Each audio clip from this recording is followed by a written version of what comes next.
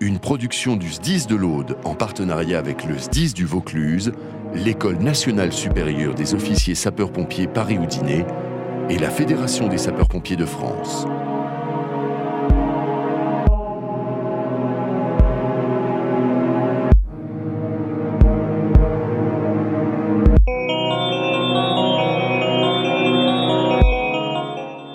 Du 5-7 de Saint-Laurent-du-Pont à une prévention appliquée à l'opération, ce film de formation apporte des témoignages uniques sur les grands feux de l'histoire des années 70 à nos jours.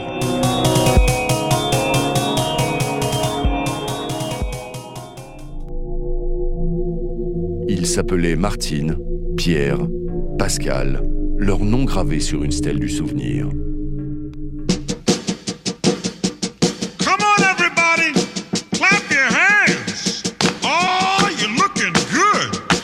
Nous sommes le 1er novembre 1970.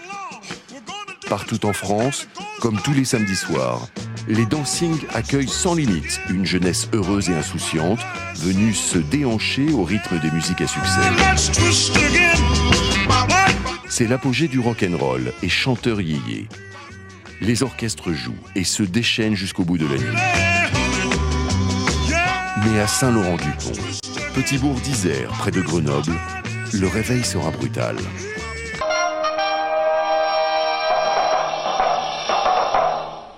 Tragédie dans l'Isère aux premières heures de cette journée de la Toussaint.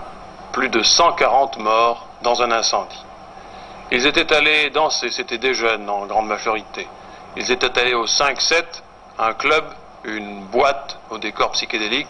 D'abord, on avait un premier message qui nous indiquait quand même qu'il y avait un gros pépin, mais quelque chose vraiment d'important, avec plusieurs victimes. Alors qu'il devait y avoir dans les 180 à 200 danseurs dans cet établissement, le feu a pris, tout de suite il s'est étendu, très rapidement, ça a été la panique, la bousculade et cette tragédie. On est arrivé, il y avait un brouillard à couper au couteau, on ne voyait pas les véhicules, on ne voyait rien. On a à peu près aperçu quelques casques qui brillaient parce que c'était les casques métalliques. Ils sont venus vers nous en nous disant il y a un sacré pépin. L'un de ces faits que l'on dit divers et qui, dans l'histoire des faits divers, restera sans doute comme étant la tragédie de Saint-Laurent-du-Pont ce 1er novembre 1970. Et j'expliquais que c'est l'odeur qui nous a guidés. Une odeur... Les pompiers ont été très vite sur les lieux, ils n'ont pratiquement pu rien faire tellement le sinistre s'est vite étendu, n'est-ce pas? Donc, lorsque l'incendie s'est déclaré, les gens se sont précipités vers ces portes de secours qui étaient fermées. Ils se sont donc entassés dans ces coins et ils sont morts ici d'une manière atroce. Je vous dis, on aurait dit des morceaux de bois calcinés les uns sur les autres. D'autres se sont précipités par le tourniquet, mais le tourniquet ne tourne que dans ce sens. Hélas. Donc, il n'y a pas de problème. Un ou deux ont pu passer sur le tourniquet, mais un ou deux seulement, et les autres se sont entassés. Ici, rien que dans cette entrée ici, je crois qu'on a sorti plus de 60 cadavres. Dans la partie supérieure, la partie métallique des cadavres, bien sûr, et puis on est venu vers donc, le tourniquet, et là on a vu, sur la hauteur du tourniquet, tous ces cadavres qui étaient empilés les uns sur les autres. Ils ont joué jusqu'au bout parce qu'ils n'ont rien entendu, rien vu, et je dis ça a été fulgurant, donc ça s'est propagé à une vitesse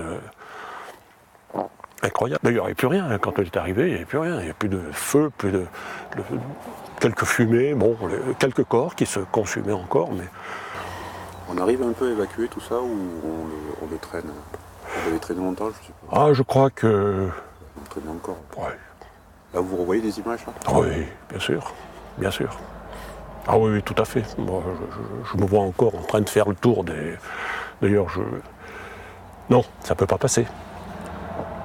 Bon, il ne faut pas non plus faire du... mais il faut un petit peu se saisir. Mais non, je peux pas oublier, c'est pas possible. Ça n'est pas possible. Quand on reprend ce qui avait été demandé par donc le service incendie par la commission de sécurité dans le permis de construire, il y a un certain nombre de points qui n'ont pas été réalisés. La mise en place d'un système de téléphone, tout simplement, l'éclairage de sécurité, l'isolement de la chaufferie, la réalisation, donc l'emploi de matériaux n'était pas conforme à ce qui avait été annoncé. Et les lieux mêmes ne correspondent pas, on l'a retrouvé sur les plans, les lieux mêmes ne correspondent pas en fait à ce qui avait été déposé au permis de construire. Et il faut savoir quand même, et c'est vrai, que nous ignorions totalement la présence de cet établissement. Tout le monde n'ignorait pas, mais les sapeurs-pompiers et la commission de sécurité... Alors c'était connu à travers le permis de construire, voilà, mais on ne savait pas si ça avait été réalisé. On ne savait pas si c'était réalisé et si c'était ouvert. Pour conclure, le marquage CE... À l'École nationale supérieure des officiers sapeurs-pompiers, une culture de la prévention incendie s'est installée.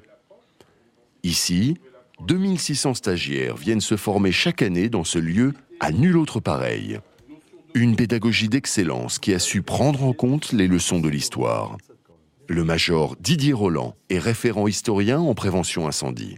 Pour bien comprendre ces drames des années 70, il faut d'abord faire un retour sur l'histoire de la réglementation incendie telle qu'elle existe à cette époque-là, et bien comprendre la relation qui existe entre le drame et le texte. Donc le décret de 41, c'est un texte imparfait qui reprend une réglementation ancienne, essentiellement parisienne, qui fait la part belle aux établissements de spectacle, qui s'adapte mal aux établissements de province ou aux établissements dont la taille n'est pas celle des grands établissements. La classification est imparfaite puisqu'elle s'appuie sur 3 catégories en fonction du type d'exploitation et pas du tout en fonction de l'importance et donc du risque. Et surtout, ce décret de 1941 n'est pas commenté, pas expliqué. Et c'est probablement la grande nouveauté de l'arrêté de 54 qui lui succède, avec tout un tas de textes qui ont modifié le 41, c'est l'enseignement. Et là, on a tout d'un coup les 4 piliers d'une prévention efficace. C'est la réglementation, donc elle existe, le contrôle, il a été instauré, les moyens de prévision, les sapeurs-pompiers, les moyens de secours dans les établissements, et cet enseignement. Ce 4e pilier qui est la formation a été pris en compte par l'État. Alors, de 1946 à nos jours, ce Centre national de prévention et de protection contre l'incendie a évolué et est devenu l'École nationale supérieure des officiers de sapeurs-pompiers, tout simplement pour garantir que le message est dispensé de manière uniforme à tous ceux qui feront de la prévention en France. Le règlement de 54, c'est le règlement, certes, qui poursuit cette volonté d'enseigner, de diffuser cette connaissance, mais c'est aussi un règlement beaucoup plus précis, qui s'appuie sur des études de structure, de résistance au feu des matériaux, et le préventionniste devient un spécialiste de la construction. Mais nous ne sommes pas seuls à faire de la prévention contre les risques d'incendie. Les architectes, les organismes agréés, les bureaux de contrôle, les bureaux d'études, etc., les fournisseurs de matériel. Voilà, il y a tout un pan du réseau qui travaille avec nous et sur lequel on s'appuie pour déterminer si l'établissement est dangereux ou pas. C'est ça la finalité. Est-ce que l'établissement est dangereux ? Est-il conforme ? C'est le premier volet de la question. Est-il dangereux ? C'est la deuxième question auquel doivent répondre les pompiers. En France, René Donne a été un pionnier. Ce dessinateur opérationnel de la brigade des sapeurs-pompiers de Paris a développé une polyvalence des connaissances à travers ses croquis.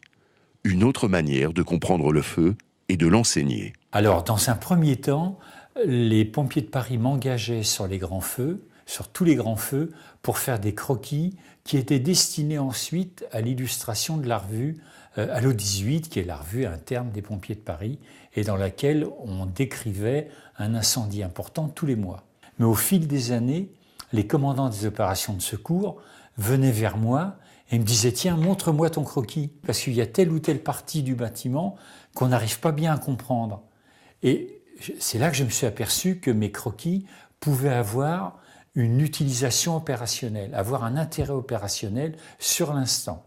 Le feu, c'était un problème de boîte qui étaient remplis par des fumées, par des gaz chauds, qui s'enflammaient, qui communiquaient à une deuxième boîte qui était à côté, et qui communiquait à une troisième par des moyens différents à chaque fois. Et j'avais vu tout de suite la problématique en 3D du développement du feu, alors que les pompiers jusque-là, et d'ailleurs ils faisaient tous leurs plans d'intervention et leurs rapports de cette façon, tous les plans étaient en 2D. Donc il faudrait montrer plutôt la verticalité que l'horizontalité.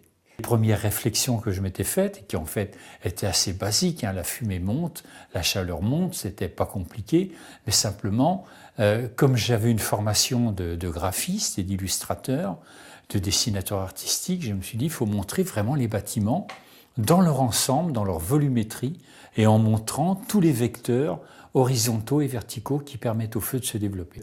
J'arrivais sur le feu, un tour du feu rapide, une vision 3D à partir d'une échelle ou d'un toit environnant, et je commençais à donner mes premiers croquis 3D au véhicule PC.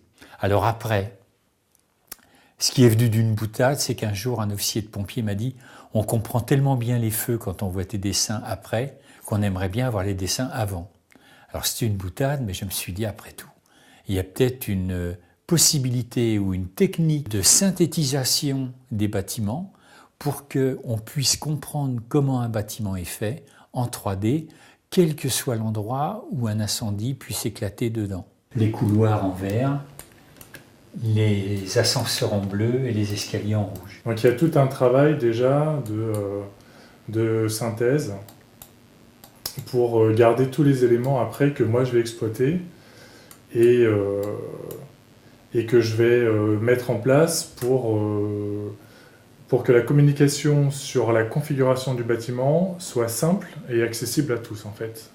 Avec l'arrivée de la dalle tactile dans les VL, on a pu utiliser le procédé au top de son utilisation. C'est-à-dire qu'on l'a sur un grand support. On va avoir des vues manipulables. Donc ça va marcher sur un écran tactile. Ça veut dire qu'avec la main, on va pouvoir orienter le bâtiment en fonction du positionnement du sinistre. Et c'est un document ensuite qui va être imprimé. Et tout le monde aura exactement la même information. Donc des plans 3D qu'on a développés au final, c'est de montrer très simplement l'enveloppe d'un bâtiment. Donc j'ai l'enveloppe d'un bâtiment simplifié, on va dire, je sais pas, un immeuble de bureau. Ici on a un ascenseur, un escalier qui est là. Là on va avoir un autre escalier par exemple qui se trouve ici. On a un autre ascenseur escalier qui va se trouver à l'autre bout. On va représenter à partir de l'entrée du bâtiment les couloirs, les circulations qui permettent d'accéder aux différents escaliers et ascenseurs.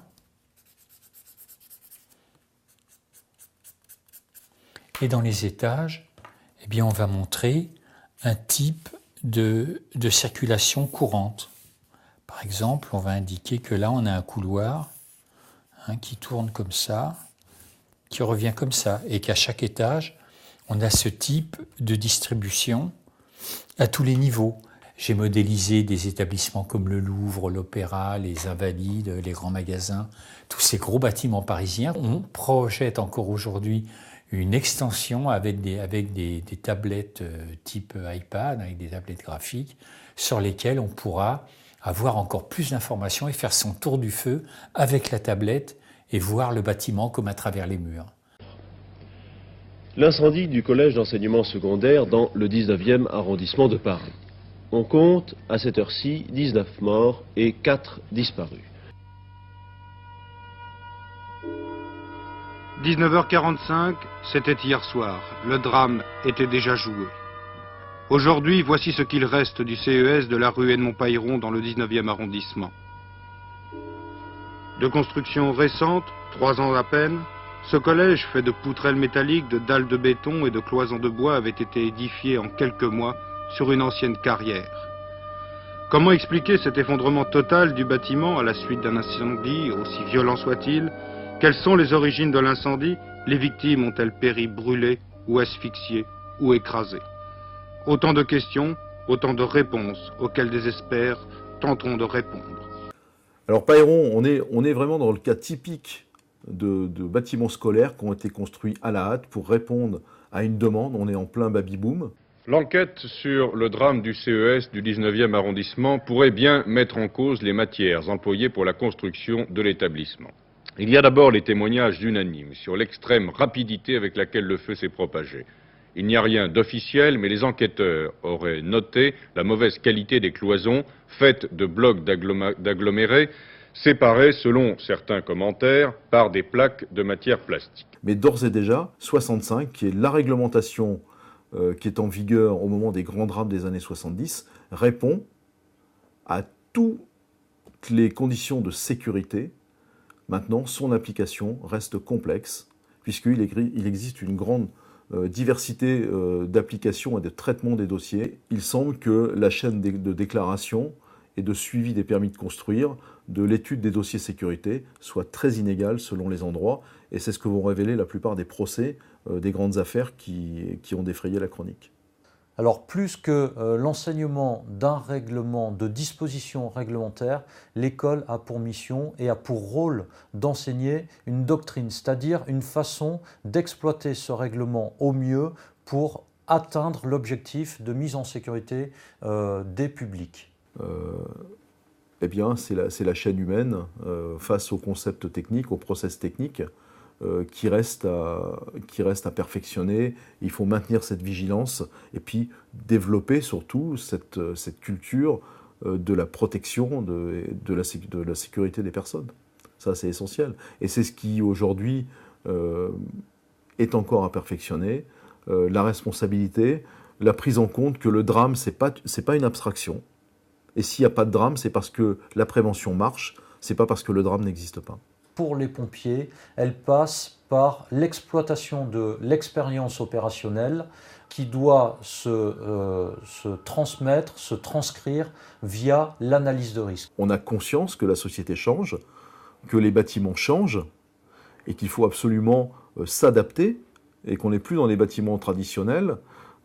Il faut identifier les bâtiments et surtout identifier la carte des risques qui correspond à chacun en affinant la classification. L'analyse du risque d'incendie et de panique doit conduire le pompier à apprécier si les non-conformités entraînent une hausse de la dangerosité de l'établissement.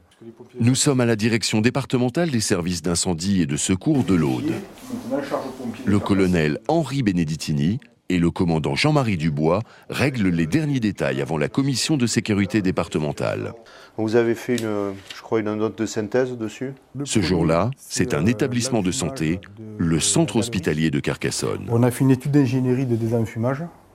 C'était pour éviter de mettre des portes de recoupement à la demande de l'exploitant. Un établissement comme ça, en fait, la visite n'est que la concrétisation d'un travail tout en amont, depuis l'étude sur plan, c'est-à-dire dès le départ, l'étude du projet avec l'architecte, jusqu'à l'étude ensuite le suivi de la réalisation au cours du chantier, puisqu'il y a un certain nombre de dispositions constructives qu'on ne va pas pouvoir examiner lorsque l'établissement est terminé, mais qu'il faudra examiner au fur et à mesure de la construction du bâtiment. Donc c'est en fait un peu le point d'orgue, cette visite, de environ 6 ans, voire 7 ans de travail sur ce projet, puisque c'est un projet qui a débuté il y a déjà un grand nombre d'années. Et on avait négocié, compte tenu de la difficulté que pourrait avoir une échelle à se positionner, même si on est conforme sur l'accessibilité, à avoir de la colonne sèche pour nous faciliter. Elles ont été vérifiées déjà? Les colonnes sèches, elles ont été vérifiées. Maintenant, charge aux pompiers de Carcassonne de bien les connaître. Donc c'est quand même une réglementation qui demande à la fois des connaissances techniques, c'est donc une spécialisation parmi les officiers de sapeurs-pompiers, mais également donc une connaissance des dispositions relatives à l'opération, de façon à bien lier les demandes que fait le règlement de sécurité par rapport à la réalité des opérations. Donc, dans ce genre de visite, comme toutes les visites d'ouverture, il est nécessaire que la commission de sécurité puisse avoir à sa disposition un document, un rapport, nous indiquant que l'ensemble des dispositions du règlement de sécurité sont respectées. Et pour ce projet, l'organisation agréé APAV avec lequel nous avons travaillé. Le jour de la commission de sécurité, c'est le test grandeur nature de tous les dispositifs sécurisant l'établissement. C'est aussi un grand moment pour l'architecte. On a la façade accessible sud. C'est toujours angoissant une commission de sécurité. C'est moi qui l'angoisse. Non mais avec M. Bois, ça fait quoi? Ça fait 4 ans qu'on bosse ensemble sur ce projet, donc c'est pas l'inconnu, c'est l'aboutissement aujourd'hui, c'est quelque chose qui devrait être une formalité. Voilà. Parce qu'on a travaillé beaucoup en amont sur ce dossier. Beaucoup de travail de fait, et puis bon, les essais ont quand même été assez satisfaisants dans l'ensemble, donc on est assez confiant. Ouais. Après on va voir, on a la semaine pour contrôler tout ça. Ouais. On a simulé une détection dans un couloir, avec une tête de détection qui est partie.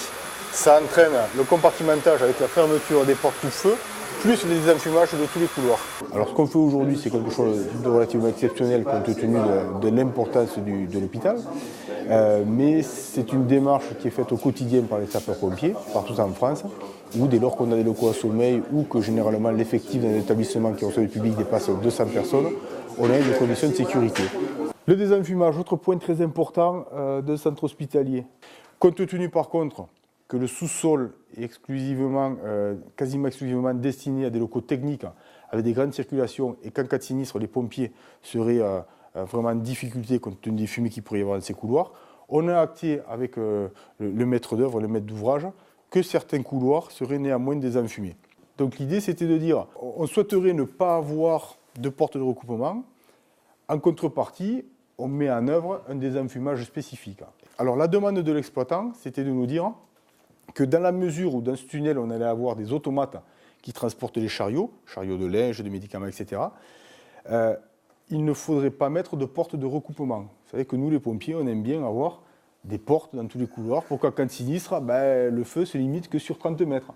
Les établissements de santé sont particulièrement exposés au risque incendie. En 1991, 21 personnes décèdent dans la tragédie des thermes de Barbotan. Jean-Dominique Mouchard témoigne. Au moment des faits, il était chargé des finances au sein de l'établissement. Des incendies dans les établissements de santé, il y en a tous les jours. Barbotan, c'est un accident de chantier.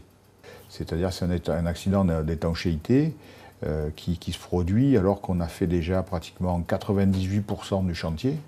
Donc on passait une couche de goudron en fusion, un pare-vapeur, une couche d'étanchéité, une deuxième pare-vapeur, tout ça avec des couches de collage en goudron en fusion. Et donc ils avaient sur le toit, c'est un énorme toit, il faisait 14 000 m². C'était des grosses cuves de goudron en fusion. La cuve, le robinet était cassé, il n'y avait pas de bac de rétention. C'était pas nous, on avait signé un contrat de sous-traitant, mais le directeur d'exploitation, on n'avait pas veillé à la sécurité du chantier, quoi. Voilà, c'est ce qui a été reproché à mon collègue essentiellement. Quand vous arrivez, que vous voyez les gens commencer à sortir et puis que vous voyez les cintres suspendus avec les peignoirs et que vous en comptez qu'il y en a encore 400 à l'intérieur, vous dites « Oh !» Il n'y avait pas le feu, là au moment où j'étais, il n'y avait pas le feu, sauf que c'était de la fumée partout, on commençait à avoir des problèmes respiratoires importants. Et donc à un moment donné, il faut prendre la décision aussi d'évacuer les gens qui sont là, et sans les envoyer sur le lieu du sinistre, parce qu'il faut essayer de guider les gens, mais bon, voilà. Donc ça, c'était quand même éprouvant. Puis après, il y a les victimes, enfin bon, voilà, on a ramassé 20 morts et plus une salariée, c'est bon, voilà, on n'est plus le même homme après, ça c'est évident. Et puis on ne vit plus non plus ses responsabilités de la même façon. Voilà, votre vie change, quoi, c'est plus la même chose. Donc il faut être prêt à bien réagir, avoir les bons comportements, signaler, et puis surtout s'assurer que voilà, ça ne devienne pas une banalité, que le petit incident qui paraît mineur soit bien remonté à la direction pour qu'elle en prenne en compte, qu'elle intègre dans sa prévention des risques, qu'elle puisse agir en conséquence. Enfin voilà, moi ce que je crains le plus dans la sécurité incendie, c'est la banalisation du problème. C'est-à-dire que ce soit un médecin à bac+12, une infirmière, une aide-soignante ou un ESH, peu importe, on s'en fout, mais il faut que la personne soit en capacité de prendre une décision et d'agir sans facteur aggravant. Et ça, c'est un gros problème. C'est-à-dire, dans le directeur d'établissement que je suis, moi, c'est ma plus grosse hantise, quoi. C'est est-ce que j'aurai, le moment venu, la personne qui sera suffisamment solide dans sa formation pour au moins avoir le bon réflexe, quoi. Bruno Controssi est le référent technique national de l'APAV, organisme de conseil et de formation du personnel dans la maîtrise des risques. On ne va pas gérer un incendie ou un sinistre ou une évacuation dans une école de la même manière qu'on va le gérer dans un établissement de soins. On va aller jusqu'à l'organisation de la situation de crise pour que chacun sache qui fait quoi et comment dans l'établissement, qu'ils aient tous un rôle bien précis à jouer. Et ensuite, une fois que ces rôles seront déterminés, on va enseigner ces rôles-là au personnel et on va faire exercer ces personnels à la mise en œuvre de ces rôles. C'est de l'apprentissage par la répétition, c'est aussi de la mise en situation mentale et on leur apprend à s'exercer correctement pour pouvoir réagir au mieux le jour J et éviter les erreurs du passé. Après l'incendie meurtrier de l'hôtel Opéra à Paris, polémique autour de ce mode d'hébergement, une enquête a été ouverte. C'est bien la thèse de l'accident qui est privilégiée, mais l'origine reste incertaine et les experts, dans leur rapport il y a un mois, avaient noté certains dysfonctionnements. Donc ce jour-là, c'était un vendredi, le 15 avril 2005. Les secours sont appelés pour un feu dans un hôtel. Et dès leur arrivée, ils ont été confrontés à une situation complètement atypique et exceptionnelle, avec des personnes qui s'étaient déjà défenestrées. L'incendie s'est déclaré dans la salle à manger, au premier étage, à 2h10 du matin. Il s'est propagé dans les étages en quelques minutes, par la cage d'escalier. Pris de panique, certains ont sauté par la fenêtre. Il y avait une très très grande panique. Les gens qui étaient renfermés dans leur chambre hurlaient pour que les sauveteurs puissent y accéder. Le problème que l'on a rencontré, c'est que cage d'escalier unique, non encloisonnée, feu naissant au premier étage, donc dans un R+6, la cage d'escalier était pour ainsi dire condamnée. Donc tous les premiers engins qui sont arrivés, les échelles, d'ailleurs les photos sont très spectaculaires sur Paris Opéra, on voit toutes les échelles déployées et en fait les engins, tous sont mis en œuvre, les échelles accrochées, les échelles 3 plans, du sauvetage. 56 personnes ont été sauvées au moyen des échelles aériennes, des échelles accrochées donc à bras d'homme. Malgré tout, on a pu dénombrer 24 victimes, 21 instantanées et puis 3 autres après. Et on a eu 13 urgences absolues quand même sur ce feu. Combien de résidents y avait-il dans l'hôtel la nuit du drame? Selon la police, l'établissement pouvait accueillir 61 personnes. Mais selon la mairie de Paris, il y en avait 79 placés par la municipalité et le SAMU social. Alors, c'est un établissement qui était conforme, qui était visité, mais à l'époque, avec les réglementations des petits hôtels. C'est-à-dire que très peu, c'était un contrôleur de la préfecture de police qui passait, qui a été ouvert avant toute réglementation et qui a été, au fil du temps, modifié dans son usage, puisque c'était un hôtel qui accueillait essentiellement des familles sociales. L'hôtel Opéra avait subi 9 contrôles, dont le dernier le 24 mars dernier. Il était aux normes. Les contrôleurs, comme l'indique ce document, avaient toutefois demandé aux propriétaires des aménagements sur les câbles et les fils électriques. L'enquête de la brigade criminelle ne fait que commencer. Selon une première hypothèse, un appareil électrique défectueux pourrait être à l'origine du sinistre. Et j'ai vu 2 commandants du quai des Orfèvres, du 36, du fameux 36, débouler au bureau de prévention sans prévenir le général ni quoi que ce soit. Ils ont pris les dossiers complets d'archives, mis les scellés en ma présence. J'étais auditionné et ils ont embarqué le dossier, voilà, qui est toujours en pièce d'instruction, parce que ça fait bientôt 10 ans que ça dure. Donc ça fait partie des choses que le préventionniste, moi je n'avais jamais connues. La formation, une obligation incontournable. En matière de prévention des incendies, le hasard n'a pas sa place. Nous sommes dans le Vaucluse, à Carpentras. Le capitaine Jalabert, du SDIS 84, partage sa culture de préventionniste sur le terrain. Son but, initier les personnels opérationnels à la prévention appliquée à l'opération, la PAO. Prévention appliquée à l'opération, c'est vraiment le lien qui aurait dû être fait depuis dizaines, pourquoi pas une vingtaine d'années, pour faire en sorte que la prévention ait été faite pour l'opération. Et on l'a oublié, tout le monde l'a oublié en fait. Ce qu'on veut vous montrer d'emblée, quand vous arrivez avec le fourgon sur un ERP, établissement à recevement du public de ce type, d'entrée, la hauteur du plancher bas du dernier niveau doit appeler chez vous un certain nombre de réactions, c'est-à-dire savoir qu'un bâtiment comme celui-ci est stable au feu pendant une durée permettant l'intervention de secours. Ici, nous nous présentons devant la façade principale du bâtiment qui, en plus, est, au sens de la prévention incendie, la façade accessible. C'est-à-dire qu'elle va regrouper un certain nombre d'équipements, à savoir une voie engin permettant l'accès du FPT de l'échelle, parce que la hauteur du bâtiment le nécessite, Vous y trouverez un dégagement normal au niveau d'accès des sapeurs-pompiers. Ici, c'est la porte principale. Il y en a une deuxième plus loin. Et en levant la tête vers le haut, vous trouverez des baies accessibles. Alors, en fait, c'est une demande de nos personnels. Et beaucoup de nos personnels, sapeurs, sous-officiers, nous disaient « mais pourquoi on ne vulgariserait pas cette prévention ?» Le commandant Jean-Marie Dubois, chef du service prévention de l'Aude, participe à ce partage d'expériences interdépartementales. Les deux hommes se connaissent bien. Ils mutualisent depuis longtemps leurs méthodes d'enseignement. Le plan, n'hésitez pas, chef d'agré, chef de groupe, à l'arracher et à le garder avec vous. Ça permet de montrer à vos équipes d'investigation le cheminement à parcourir. Ça vous permet à vous, avec le stylo, de pouvoir noter dessus les premières actions et ça devient votre SITAC. Puisque un SDIS qui resterait seul dans son coin est un SDIS, on peut dire, perdu, je dirais, au niveau de son évolution. Mais c'est ce qu'on a fait, on a fait du benchmarking, c'est-à-dire aller voir à droite, à gauche un petit peu ce qui se passait. Et puis on a bien collaboré avec le SDIS de l'Aude, avec notamment le commandant Jean-Marie Dubois, qui avait fait déjà un énorme travail dans son SDIS au niveau de la prévention appliquée à l'opération. On avait travaillé aussi avec le SDIS de la Loire, qui avait une évolution un petit peu différente de la nôtre. Donc tout ça, pris à droite à gauche des bonnes idées pour appliquer chez nous quelque chose qui nous correspondait et tendre vers quelque chose où on voulait aller. La prévention est aujourd'hui de plus en plus proche de l'opération et en contrepartie, l'opération s'implique de plus en plus dans la prévention. Donc on a une continuité, c'est un des intérêts de justement notre participation à l'ensemble de la chaîne. On a donc une unité dans l'étude du dossier, l'étude de la construction, jusqu'à l'intervention des sapeurs-pompiers en cas d'événement, incendie ou panique.